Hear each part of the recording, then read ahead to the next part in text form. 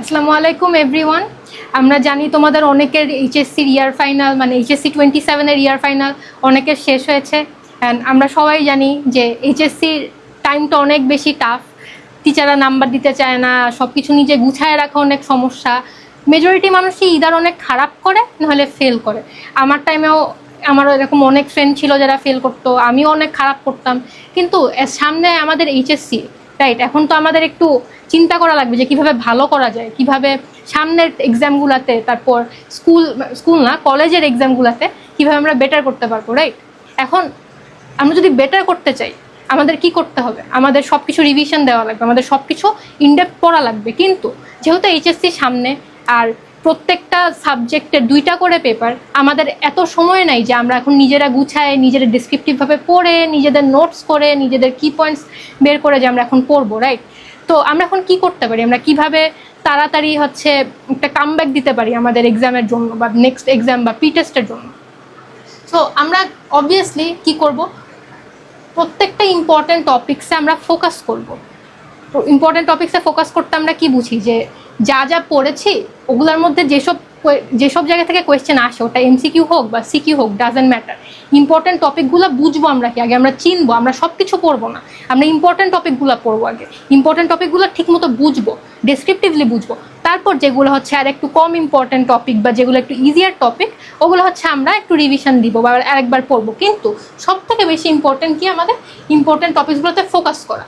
তারপর আমরা যে ইম্পর্টেন্ট টপিকসগুলো পড়ছি, রাইট, ইম্পর্টেন্ট টপিকসগুলো পড়ার পর আমাদের বারবার রিকল করা উচিত, বারবার রিভিশন দেওয়া উচিত। যদি আমরা বারবার রিভিশন দিই, রিভিশন দেওয়ার মাধ্যমে কী হবে, ইম্পর্টেন্ট টপিকসগুলো আমাদের মাথায় সেট হয়ে যাবে। তখন যে কোনো সময় যেই কোয়েশ্চেন করুক না কেন, অ্যাজ আমাদের আন্ডারস্ট্যান্ডিং আর কনসেপ্টটা ক্লিয়ার থাকবে, আমরা ইজিলি কোয়েশ্চেনটা আনসার করে দিতে পারবো যে কোনো এক্সামে। এখন আমরা যদি ইম্পর্টেন্ট টপিকসগুলো পড়ে থাকি বাট পড়ে ফেলি, এখন আমাদের ইম্পর্টেন্ট টপিকসগুলো পড়ার জন্য আমাদের আগে কি করা লাগবে, টপিক অ্যানালিসিস করা লাগবে, রাইট? টপিক অ্যানালিসিস বলতে কি, যে প্রথমে আমরা একটা চ্যাপ্টার নিলাম, চ্যাপ্টারের মধ্যে আমরা বুঝতেছি যে কোনটা বেশি ইম্পর্টেন্ট টপিক, আমরা ওই টপিকটাকে ঠিকমতো অ্যানালাইজ করবো। অ্যানালাইজ করার পরে আমরা কি করতে পারি, আমাদের কাজ কি, আমাদের একটা কিছু যে পড়লাম, আমরা যেটা পড়তেছি এটার রিজন কি, আমরা যাতে সিকিউ সলভ করতে পারি, এমসিকিউ সলভ করতে পারি। যে কোনো টপিক আগে যেহেতু আমরা পড়তেছি, আমরা টপিকটা পড়ার পরে এখন 2 টাইপের স্টুডেন্ট থাকে, যারা এমসিকিউ বা 1 ওয়ার্ড আনসার দিয়ে বেটার টপিকটা বুঝে, কিছু মানুষ আছে যে একটু ডেসক্রিপটিভভাবে বুঝে। যারা যেভাবে বুঝুক সমস্যা না, প্রথমে আমরা কি করবো, টপিকটা অ্যানালিসিস করার পর আমরা সিকিউ অ্যানালিসিস করবো। সিকিউ অ্যানালিসিস করে আমরা সলভ করবো। এটার মানে কি, আমরা যে টেস্ট পেপার থাকে, আমরা টেস্ট পেপারগুলোতে দেখবো যে কী কী টপিকে কোয়েশ্চেন আসতেছে, কী কী টপিক থেকে আমরা কমন আসতেছে কোয়েশ্চেন, বারবার প্রত্যেক বছর আসতেছে। আমরা ওইগুলো সিকিউগুলো পড়বো, আমরা দেখবো সিকিউটা কীভাবে লিখছে, কীভাবে লিখলে ওর বেটার নাম্বার পাওয়া যায়। আর যত আমরা কোয়েশ্চেন আনসার পড়বো, আমাদের তত বেশি মাথায় থাকবে যে আমরা কি টপিকটা পড়ছি, আমাদের এই যে ইম্পর্টেন্ট টপিক ওগুলো বেশি আমাদের মাথায় থাকবে। এমসিকিউ জাস্ট এমসিকিউ এর জন্য ইম্পর্টেন্ট, আবার কয়ের জন্য ইম্পর্টেন্ট, কিছু ক্ষেত্রে কয়ের জন্য ইম্পর্টেন্ট। আমরা এমসিকিউ অ্যানালাইসিস করে সলভ করব। আমরা যত বেশি কোয়েশ্চেন আনসার সলভ করব, তত বেশি আমরা এক্সামে বেটার পারফর্ম করবো। বিকজ আমরা জানি যে জাস্ট পড়ে গেলেই হবে না, আমাদের প্র্যাকটিস করতে হবে। প্র্যাকটিস করার পর আমরা বেস্ট পারফরমেন্সটা দিতে পারবো। সো আমরা এই 5টা ধাপ থেকে মেনলি যাচ্ছি, কি টপিক অ্যানালিসিস করতেছি, প্রথমে কি কি টপিক ইম্পর্টেন্ট ওইগুলো পড়ার পরে আমরা চ্যাপ্টারটাও পড়তেছি, কিন্তু আমরা ইম্পর্টেন্ট বেশি ফোকাস দিচ্ছি টপিকটার উপরে। তারপর আমরা সিকিউ সলভ করতেছি, এমসিকিউ সলভ করতেছি। তারপর আমরা যে ইম্পর্টেন্ট টপিকসগুলো ছিল ওগুলোতে আরও বেশি ফোকাস দিচ্ছি। যে ধরো প্রথমে আমরা 10টা ইম্পর্টেন্ট টপিকের উপর সিকিউ এমসিকিউ পড়লাম, তারপর ধরো যেগুলো বারবার রিপিটেড কোয়েশ্চেন্স আসছে ওগুলো আরেকটু বেশি ফোকাস দিয়ে পড়লাম, যেসব রিপিটেড জায়গা থেকে এমসিকিউ আসছে ওগুলোকে আরেকটু বেশি ফোকাস দিয়ে পড়লাম। তারপর আমরা ইম্পর্টেন্ট টপিকসগুলো আরও ফোকাস করবো। তারপর আমরা এত কিছু যে পড়ছি, অবভিয়াসলি পড়তে পড়তে কিছু কি পয়েন্টস আমাদের মাথায় চলে আসছে। আমরা এখন চ্যাপ্টার পড়ছি, সিকিউ পড়ছি, এমসিকিউ পড়ছি, কিছু কি পয়েন্টস বা কিছু ভেরি ইম্পর্টেন্ট জিনিস আমাদের মাথায় চলে আসছে প্রত্যেকটা চ্যাপ্টার নিয়ে বা প্রত্যেকটা ইম্পর্টেন্ট টপিক নিয়ে, ওগুলো আমরা নোট ডাউন করবো নিজেদের মতো। বা আমরা এমনি পড়ার সময় আমরা দাগায় রাখতে পারি, যে কোনো কিছু করতে পারি, ওগুলো আমরা রিভাইজ করব। এখন আমরা এগুলো করতে কি লাগে, সময় লাগে।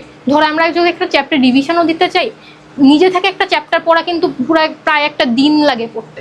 আমাদের জন্য কি ইজি হয় যদি কেউ আমাদের চ্যাপ্টারটা একটু বুঝায় দেয়, রাইট? কেউ যদি চ্যাপ্টারটা একটু আমাদের কাছে এক্সপ্লেন করে দেয় একটু কম সময়ের মধ্যে, একটু ইজি করে, আর আমাদের বলে দেয় যে ইম্পর্টেন্ট টপিক কোনটা, কোন জায়গা থেকে কেমন কি কোয়েশ্চেন আসতে পারে, আমরা আর একটু ফাস্ট কীভাবে বেটার বুঝতে পারবো, আমাদের কোন জায়গায় বেশি মুখস্থ করা লাগবে, কোন জায়গায় বেশি বুঝা লাগবে, এগুলোর জন্য আমরা HSC 27-এর জন্য একটা কোর্স আছে, যে কোর্সে আমরা এই সবগুলোই দিচ্ছি।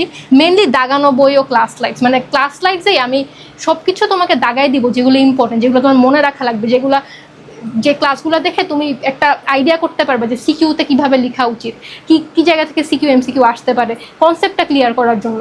এগুলো ধরো আমি তোমার জন্য যে ক্লাসটা নিব এটা ধরো 3 ঘন্টার হবে বা 2 ঘন্টার হবে, যেখানে তোমার একটা চ্যাপ্টার পড়তে তোমার নিজের বুঝে কাভার করতে, দাগায় টাগায় সব কিছু করতে একদিন লেগে যাচ্ছে, ওটা তুমি 3 ঘন্টায় পারবা, তুমি আরও বেটারভাবে রিভিশন দিতে পারবা। এছাড়া আমরা কি আছে, বিষয়ভিত্তিক topic wise academic class, basic to pro math solving class, chapter wise MCQ 1 shot class, আমাদের এখানে MCQ 1 শট ক্লাসও আছে, যাতে আমরা জাস্ট পড়ে না যে আমরা বুঝে MCQগুলো সলভ করবো, যদি বুঝে MCQগুলো সলভ করি আমাদের মাথায় আরও বেশি থাকবে। তারপর আগের যত কোয়েশ্চেন পেপার আছে ওগুলো অ্যানালিসিস ক্লাস, 1 বছর সিলেবাস শেষ করা complete master plan, dedicated doubt solving class, কি নেই এই কোর্সে। সো তোমাদের বেটারমেন্টের জন্যই যদি তোমরা চাও তোমরা এই কোর্সে এনরোল করতে পারো, আর যদি নাও চাও দ্যাটস ফাইন। তোমরা যদি এই 5টা ওয়ে ফলো করো, যদি একটু নিজেরা একটু টাইম দিয়ে ফলো করো, তাহলে তোমরা ইজিলি প্রি টেস্টে একটা কামব্যাক দিতে পারবা। তুমি যদি প্রি টেস্টে কামব্যাক দিতে পারো তাহলে তোমার HSC এক্সামটা বেটার হওয়ার আরও বেশি চান্সেস থাকে। আর তুমি যদি ঠিকমতো পড়ো তাহলে তোমার অ্যাডমিশন বা প্রি অ্যাডমিশন টাইমের জন্য একটা ভালো আইডিয়া হয়ে যাবে, তোমার একটু প্রেশার কমবে, অ্যাডমিশনের প্রেশার বা অ্যাডমিশনের পড়া নিয়ে প্রেশার কমবে, তোমার যদি আগে থেকে একটা আন্ডারস্ট্যান্ডিং বা কনসেপ্ট থাকে। সো বেশি প্যারা নেওয়ার কিছু নাই, এখনও তোমার হাতে অনেক ভালোই সময় আছে। তুমি যদি একটু প্র্যাকটিস করো, নিজে একটু টাইম দাও, সব কিছু একটু ভাগ করে নাও, একটু রুটিনের মধ্যে চলো, তাহলে তুমি ইনশাল্লাহ তোমার প্রি টেস্টে একটা কামব্যাক দিতে পারবা। আর এমন না যে তুমি এখন ধরো 40 পাচ্ছ, তোমার পরের দিনে 80 পাওয়া লাগবে না, তুমি আস্তে আস্তে যাবা, তুমি 40 থেকে 60-এ যাবা, 60 থেকে 70-এ যাবা, সেখান থেকে 75 যাবা, তারপর তুমি 80-র উপরে যাবা, তারপর তুমি A+ পাবা, মানে আস্তে আস্তে জিনিসটা যায়। এখন তোমার জিনিসটা হচ্ছে কি আমাদের হাতে সময় কম, এখন যেহেতু আমাদের হাতে সময় কম, তুমি টাইমটা ইউটিলাইজ কীভাবে করবা, কীভাবে তুমি সবচেয়ে বেশি টাইম বাঁচায়, তোমার এনার্জি বাঁচায়, সবথেকে বেশি আউটপুটটা তুমি নিজের জন্য প্রডিউস করতে পারবা, এটার কথা চিন্তা করে তোমার আগিয়ে যাওয়া লাগবে। এটা ধন্যবাদ।